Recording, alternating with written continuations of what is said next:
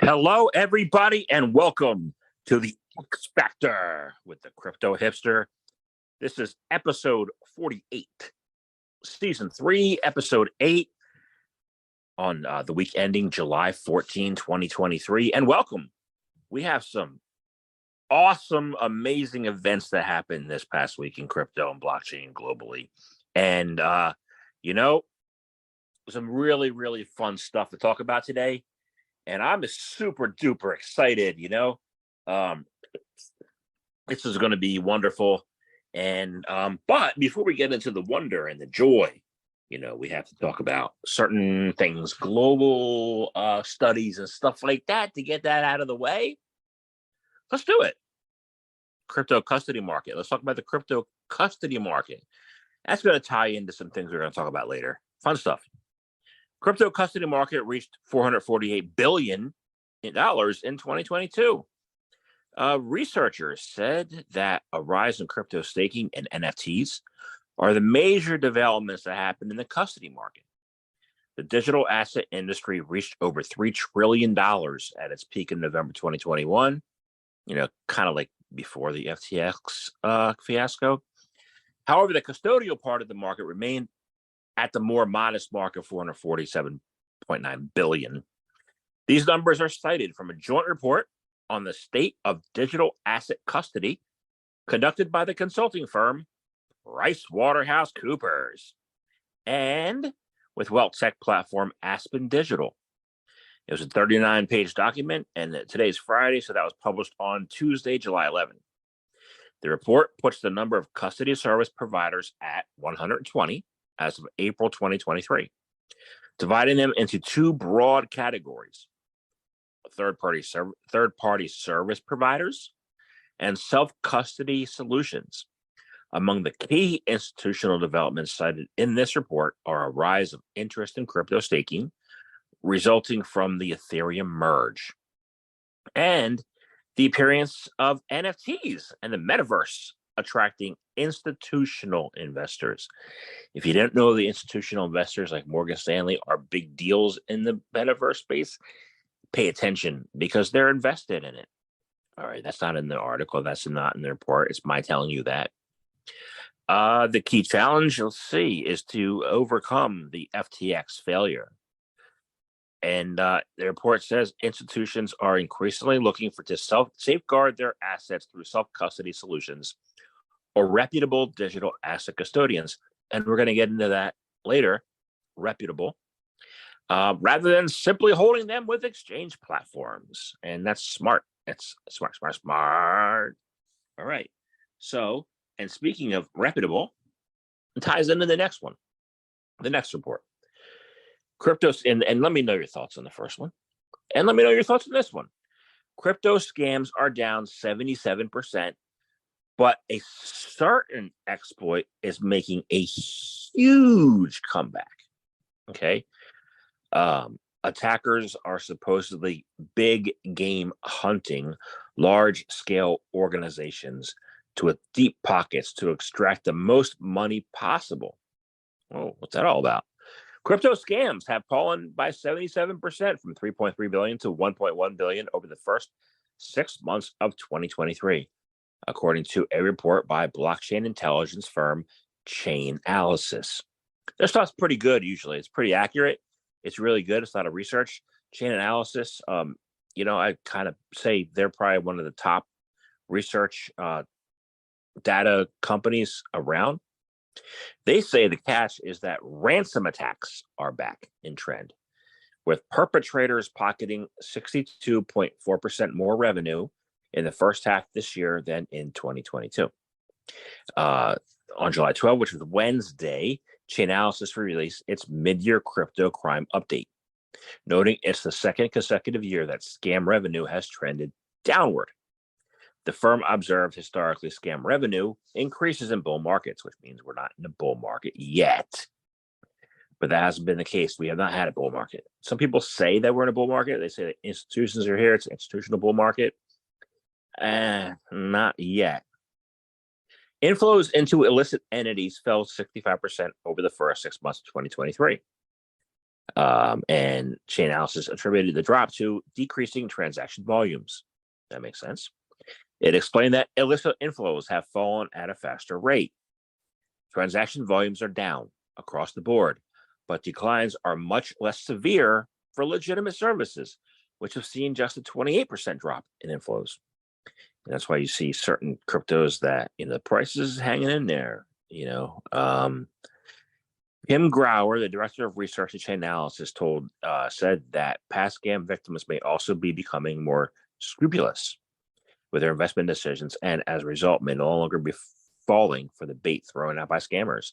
This may be contributing to the fall in scam revenue. All right, let me know your thoughts, what that report says. What do you think about going on in the market? All that stuff. That's in a global perspective. And then we're going to go into the really, really, really fun stuff right now. Okay. The first, there's just so much stuff here, so much awesomeness, so much good news. We're going to start with the one that everybody loved yesterday, and that's XRP. Okay.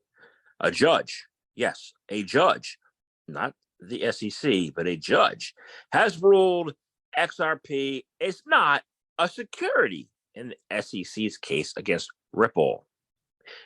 XRP, by the way, jumped up like 40% in price yesterday to number 4, past a BNB chain for number 4 space in the crypto coin market cap.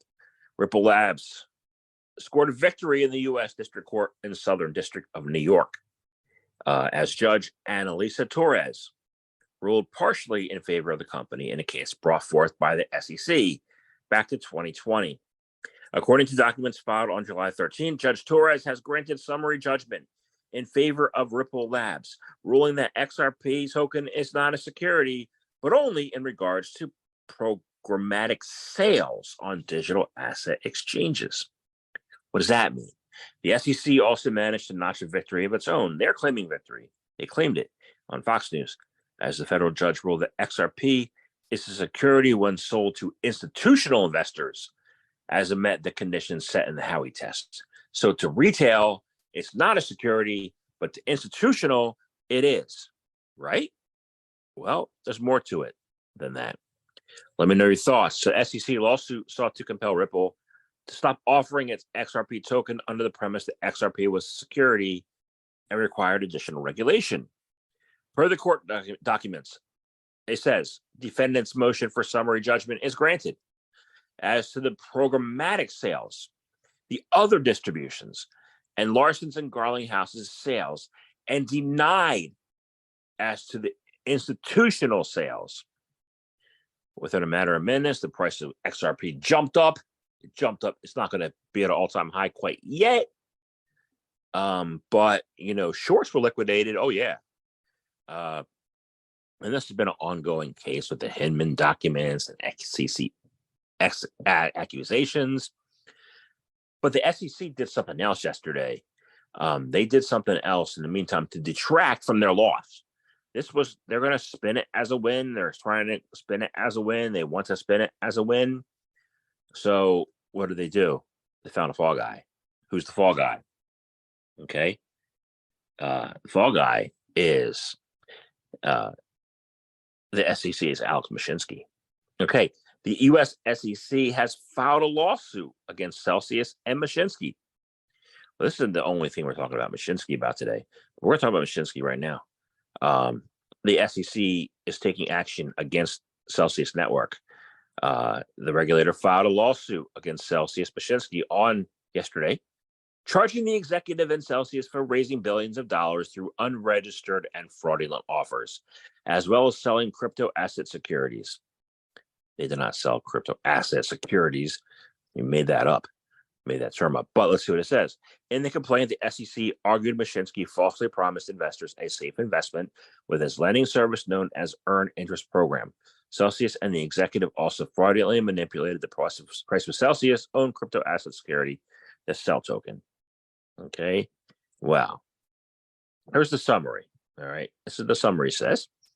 From March 18 to June 2022, March 2018, that is, defendants Celsius Network Limited and its founder, CEO Alex Mashinsky, raised billions of dollars from investors through unregistered and fraudulent offers and sales of crypto asset securities. Defendants falsely promised investors a safe investment with high returns through its earned interest program. They misled investors about the financial success of Celsius's business, and they fraudulently manipulated the price of Celsius' own crypto asset security, the so-called CEL token. Defendants' scheme unraveled in June 2022, leaving investors unable to withdraw billions of dollars in crypto assets from Celsius' online platform. Celsius filed for bankruptcy a month later, stating the company's liabilities exceeded its assets by approximately $1.2 billion. Let's get into that. Their scheme unraveled, or were they attacked? Were they attacked by a few influencers who were paid off by by a curly-haired dude?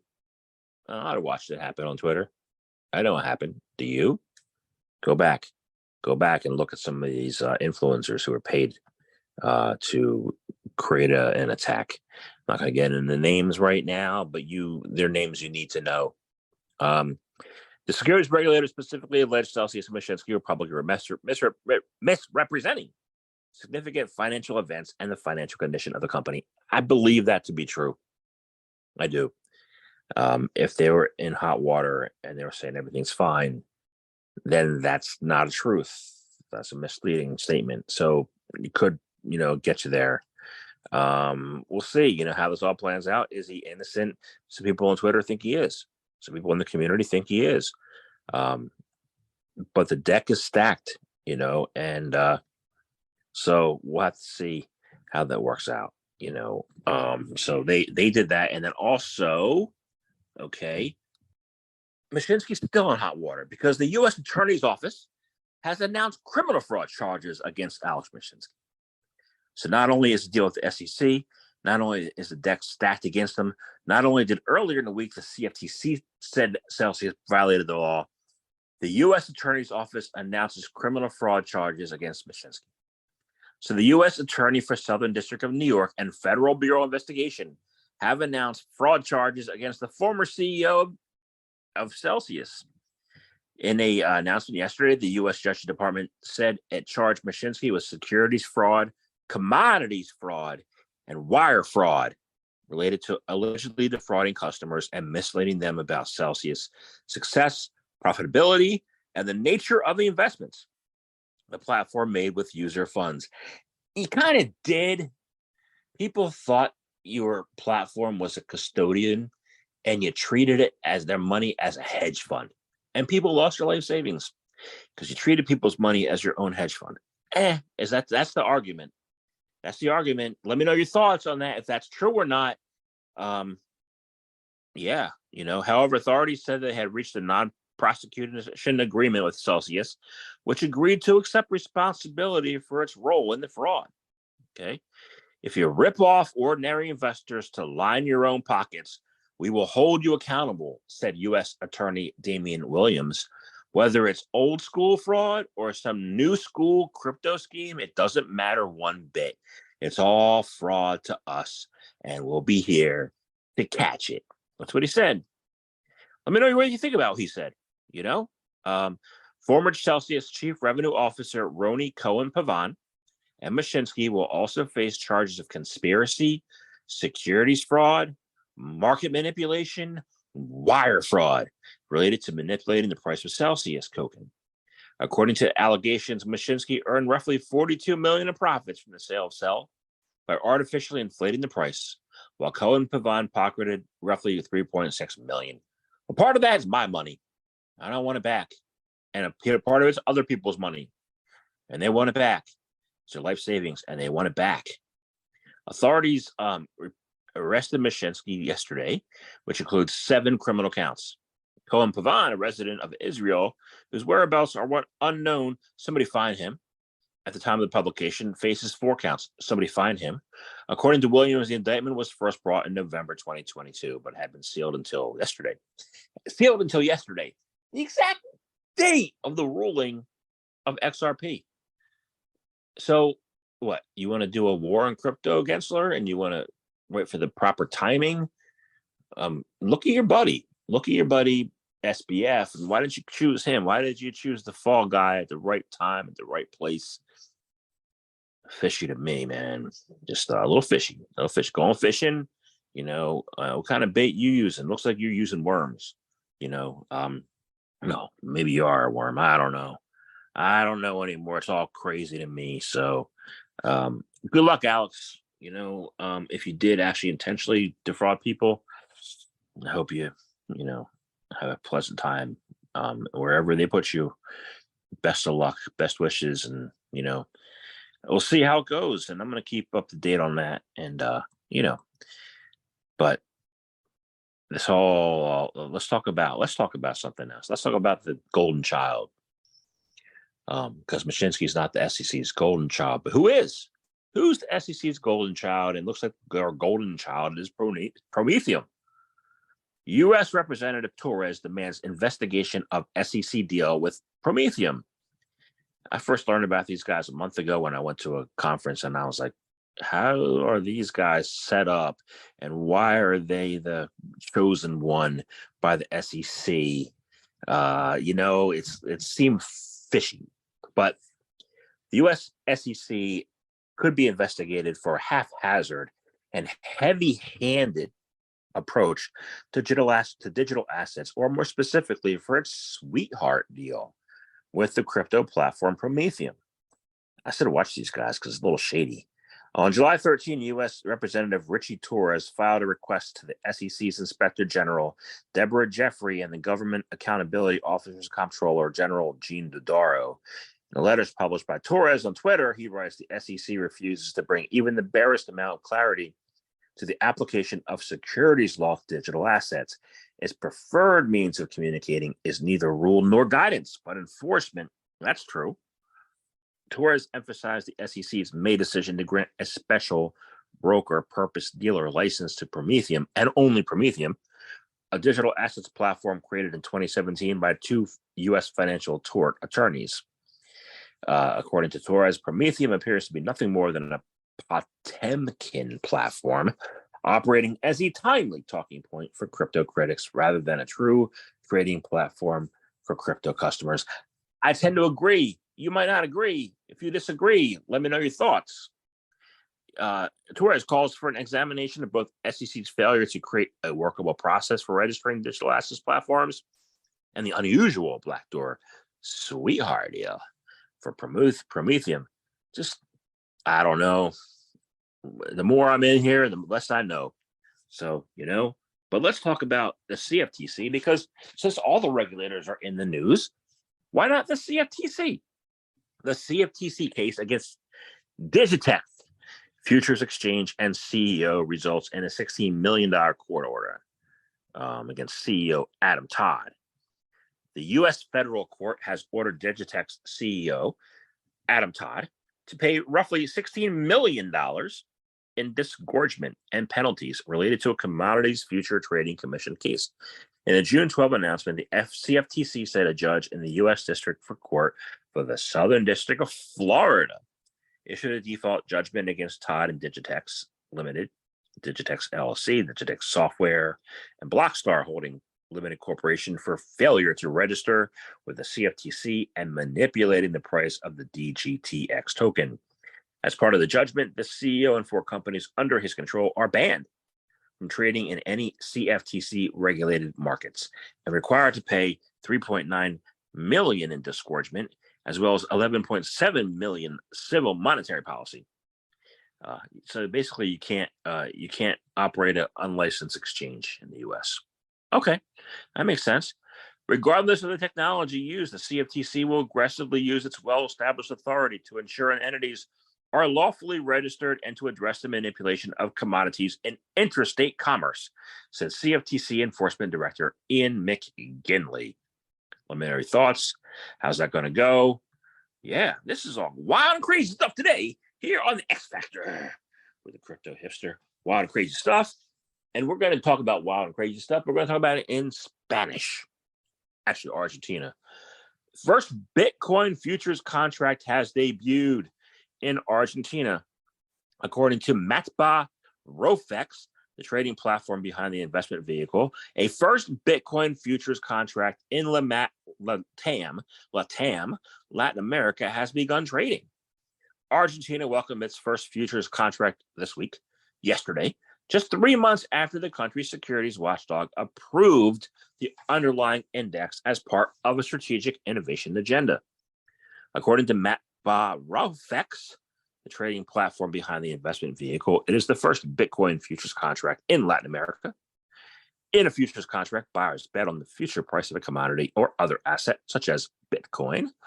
Under the contract, buyers and sellers are obligated to purchase and sell the asset at a predetermined future date.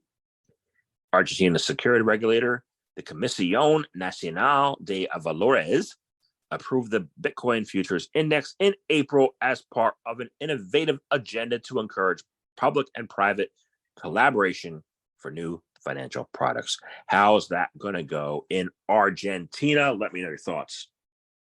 Okay, we're going to go to Europe.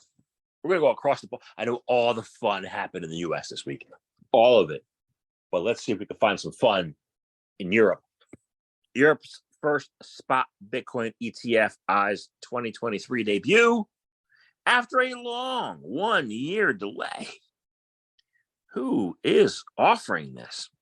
Europe's first spot Bitcoin exchange-traded fund is set to debut later this year after a long delay. The Bitcoin ETF by Jacoby Asset Management, a London-based multi-asset investment platform, was set to debut on the Euronext Amsterdam exchange in July of last year. However, unprecedented market conditions caused by the collapse of Terra Luna, Celsius, FTX, BlockFi rocket ship, as Pompliano calls it, rocket ship. Take off in your own rocket ship, man. The Jacoby Bitcoin ETF received approval from the Guernsey Financial Services Commission to launch that Bitcoin ETF. The asset manager said it has decided to launch it now because it has seen a gradual shift in demand compared to 2022. The asset manager said they're still assessing the launch date and will do it soon. How's it going to go? Another place where Europe or other countries around the world have beaten USA to the punch. European regulator has also released consultative paper on MiCA standards for crypto asset service providers in Europe, as a Europe news. The European Securities and Market Authority, will release 3 consultations as it fulfills its mandate under MiCA. The European Securities and Market Authority, the EU's markets regulator, released a consultative paper on markets and crypto assets mandates on July 12th. It was the first of 3 consultative packages the agency expects to publish and concerns technical specifications for crypto asset service providers. Entities that are already licensed are presumed under MiCA to be generally capable of providing crypto asset services, but they will be required to provide additional information in the form of notifications to the national competent authorities, NCAs, of the countries they are registered in. The paper sought feedback on regulatory technical standards and implementing technical standards for notification from CASPs. ESMA also sought feedback on regulatory and technical standards for CASP authorization applications, handling complaints, and managing and preventing conflicts of interest. Finally, comments are open on the ESMA regulator's technical standards for disclosures to NCAs by entities planning to acquire shares in a CASP. It's a lot of gibberish dabberish. What does it mean? They'll look for your feedback. Hey, give me feedback. If you want to give them feedback, give them feedback. That'd be cool. And coolio. Yes. The super freaky groove is in your heart. Yep. It's a super freak. Let's go, super freak. It's a super freak. EU's a super freaking wow. European Banking Authority calls for early adoption of stablecoin standards in advance of required regulations expected in the coming year. The banking watchdog for the European Union asked stablecoin issuers to voluntarily follow certain guiding principles on risk management and consumer protection. It's more goes beyond just looking up at the night sky and seeing the Big Dipper and North Star. All right. There's guiding principles here. Well, what are they? Let's see. The European Banking Authority released its first set of measures for public comment to clarify markets and crypto assets regulation requirements for issuing stablecoins. Okay. The measures contain clauses such as perpetual right of redemption and guidelines for managing complaints. Okay. Welcomes entity. As I say, I have a picture here, what it says. They're taking preparatory steps. Okay. So what does it mean? I don't know. It's legal jibber jabber. The Economic and Affairs Council of the EU says the framework law has been adopted.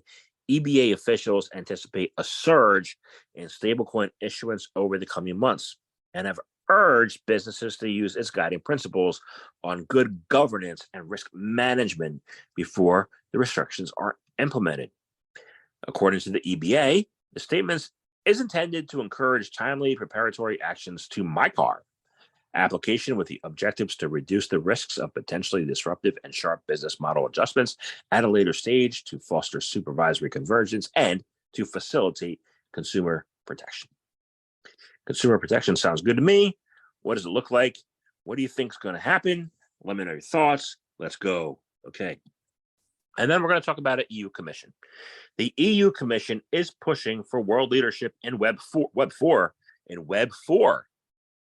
and the metaverse lays out strategy. I'm not even having fully adopted Web 3 yet. You're talking to Web 4. Let's see. Maybe you got it wrong. I don't know. Let's get a definition.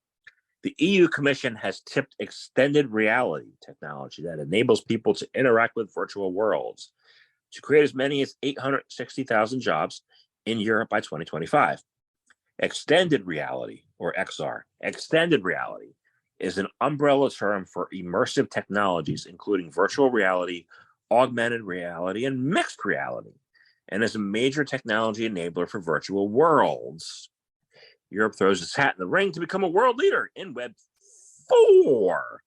Well, okay. The impact on employment, they're looking to be significant, and adding 1.2 million to 2.4 million jobs is important. However, the commission noted today the most innovation around the metaverse occurs in the US, China, and South Korea, not in the EU. I guess because the US, China, and South Korea are focused on Web 3. I don't know. But they're calling it Web 4, and most of the AR VR market in Europe focuses on gaming, media, and entertainment, but there's much room for other applications, including retail, healthcare, military, and defense, and manufacturing. Let me know your thoughts. How's it going to go? How's Web 4 going to be better than Web 3? Did we just get the number wrong? Let me know your thoughts, what you think on all that. And then we have two more articles in the UK. The UK bill on online safety should apply in the metaverse, say lawmakers.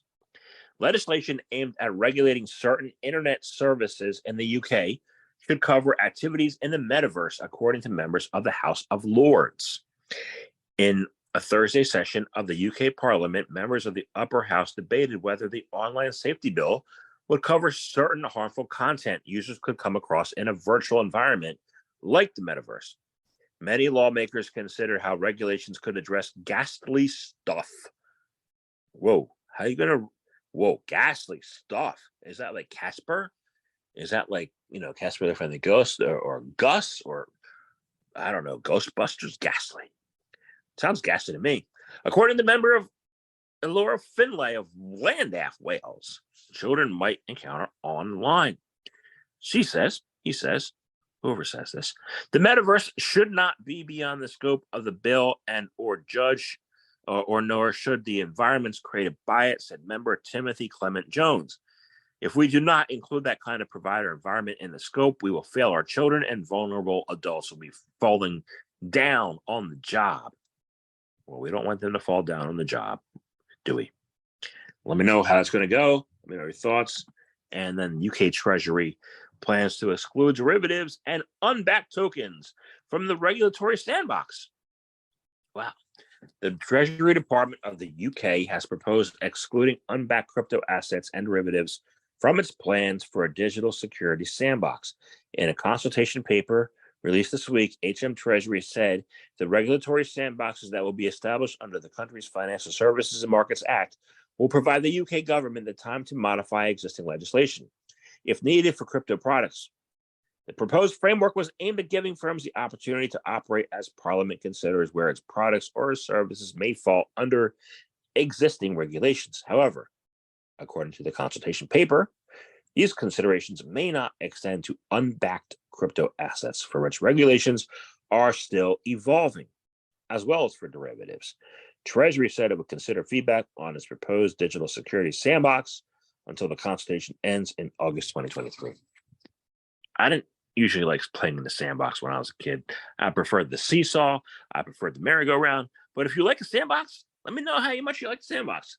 I like the beach. Beach is good. All right. Are there beaches in the UK? They're not known for the beaches, but they're known for a sandbox. So let's go.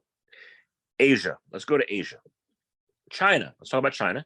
China could benefit from the yuan stablecoin over its CBDC, according to the Circle CEO.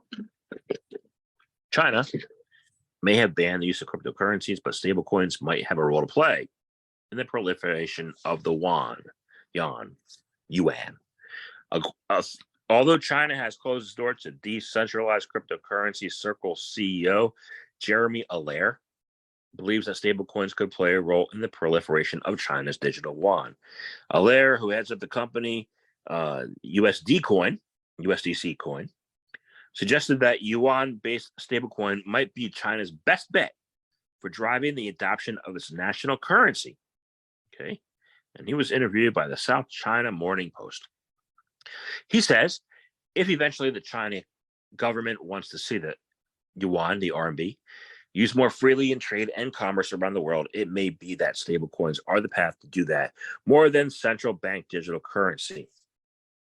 Let me know your thoughts on that. What do you think? CBDC, digital yuan, what works better, what doesn't work?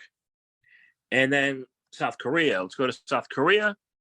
Is asking firms to disclose its crypto holdings starting in 2024. The South Korean government is continuing to develop tighter regulations targeting the cryptocurrency industry with the introduction of new asset disclosure rules. On July 11th, South Korea's Financial Services Commission announced a new bill that would require all firms that issue or hold crypto, like Bitcoin, to disclose their holdings. According to the announcement, the FSC reviewed related proposals and gave the green light to the exposure draft bill that introduces mandatory disclosure requirements. The new measures aim to enhance transparency in accounting and disclosure of crypto assets in line with supervision guidelines that require accounting for each transaction. The initiative also targets revision of accounting standards and obligates disclosure of virtual asset transactions. In the current draft version of the Crypto Accounting Supervisory Guidelines, the FSC mentioned that the scope of crypto assets to be reported includes fungible assets based on distributed ledger technology or similar technology, aka blockchain, security tokens, or digitalized securities under the terms of the Capital Markets Act are also included in the scope, the regulator said. Let me know your thoughts. How's that going to go? South Korea seems to be on the ball when it comes to crypto, and so does Hong Kong. That's good for Asia. It's good for the rest of the world to have a forward-looking regime in government. I call it regime. I'm in the U.S. It's a regime. But other way in the world, it's government. So let's go to the Middle East for our last update. Dubai crypto regulator suspends BitOasis's crypto exchange license. Whoa, going on there? Dubai's crypto regulator has suspended the license of crypto exchange BitOasis for not meeting mandated conditions within the time frames set out by the authority. This week on Monday, VARA, Virtual Assets Regulatory Authority, issued 2 alerts saying it has undertaken enforcement actions against BitOasis and is reviewing the Dubai-based firm. VARA said BitOasis conditional license granted on April 12 permitted it to operate, provided the firm met key conditions over 30 to 60-day timeframes. They didn't meet those. VARA did not detail what conditions they failed to meet, but they are not operating anymore. So let me know, is that just, a blip in the radar? Is that just, something that happened? What's the future of crypto in Dubai? I thought Dubai was really strong. So let me know your thoughts. And this was a wonderful episode this week. Thank you for tuning in. Thank you for joining me. I have some updates. This weekend, I have 2 podcasts I'm publishing.